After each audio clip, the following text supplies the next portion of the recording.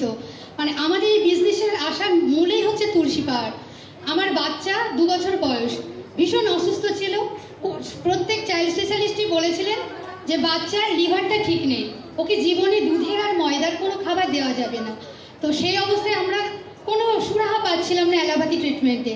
তো সেই সময় অ্যালটোসের এক দাদা দেবদূত হয়ে আমার বাড়ি আসেন এবং উনি তুলসী পাহাড় প্রোডাক্টটা দেন। প্রথমে আমি একদমই বিশ্বাস করতে পারিনি যে এত দামি দামি অ্যালোপ্যাথি ওষুধে আমার বাচ্চা সুস্থ হচ্ছে না, এ সমস্ত তুলসী পাহাড়ে সুস্থ হবে। তাও অনিচ্ছাকৃতভাবে নিয়েছিলাম, কিন্তু এই তুলসী পাহাড়